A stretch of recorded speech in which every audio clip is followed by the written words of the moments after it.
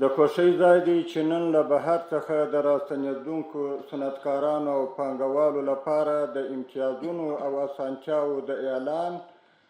او همداراز ټولو صنعتکارانو او پانګوالو ته په صنعتي ساحو کې د ځمکو ورکړې د پیل په جوړه شوې غونډه کې سره راټول یو. د افغانستان اسلامي امارت ثابته کړې چې د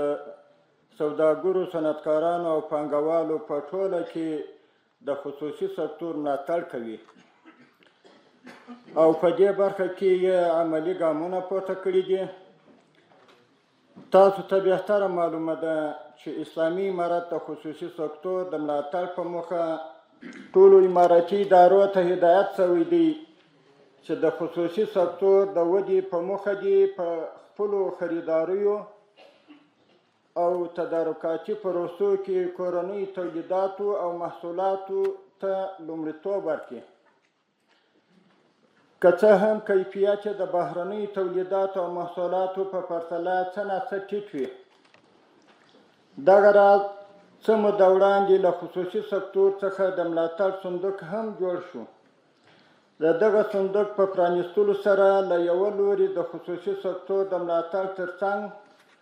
د سوداګرۍ، ترانزیت، صنعت او کورنۍ تولیداتو د ودې او پرمختګ بهیر ګړندی شوی او له بل لوري هیوادوالو ته د کاري فرصتونو په برابرېدو کې زیاتوالی راغلی دی. اسلامي امارت له خصوصي سکتور څخه په بشپړ ملاتړ راستنېدونکو صنعتکارانو او سوداګرو، کورنۍ او بهرنۍ پانګوالو ته د پانګونې د زمینې برابرول او د کورنۍ صنعت پرمختګ ته لومړیتوب ورکول خپل مکلفیت ګڼي. اسلامي امارت د تل پاتې اقتصادي ودې د نوي کاري فرصتونو رامنځته کول، د خصوصي سکتور څخه د بشپړ ملاتړ او د قانوني کړنو پر وړاندې د خنډونو د لرې کولو او دغه راز د سوداګرۍ او ترانزیت په برخه کې د لازمو اسانتیاوو رامنځته کولو په موخه اساسي ګامونه اخیستي چې ښه بېلګه یې د اعلی قدر امیر المؤمنین شیخ صاحب حفظه الله د 3 او 9 ګڼې فرمانونه له مخې د صنعتي ساحو قانون او د راستنېدونکو صنعتکارانو او سوداګرو لپاره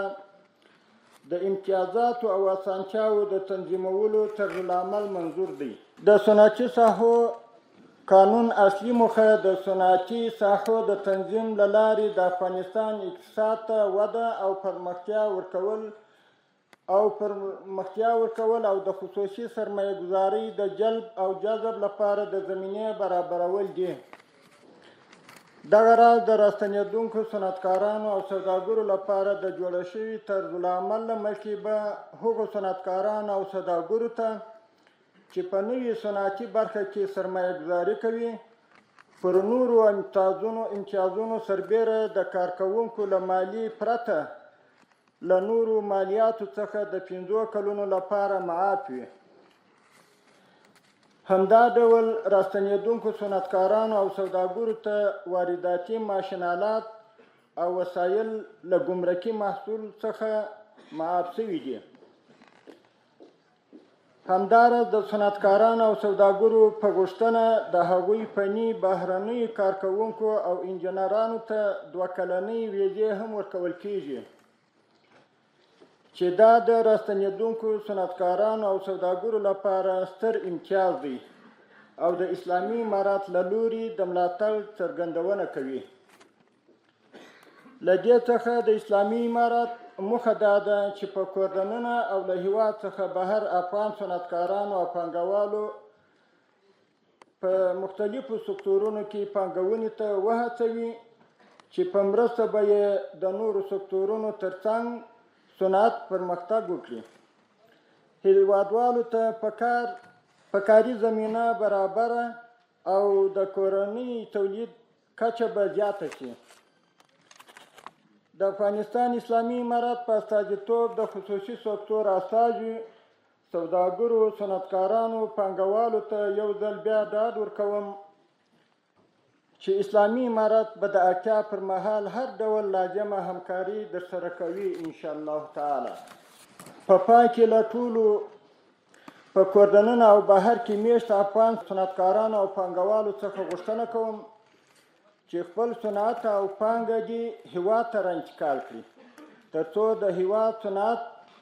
پرمختګ کې خپل مسؤلیت ادا کړي. د اسلامي امارت له لوري د صنعتکارانو او پانګوالو لپاره په پام کې نیول شوي امتیازاتو څخه دې هم پوره استفاده وکړي.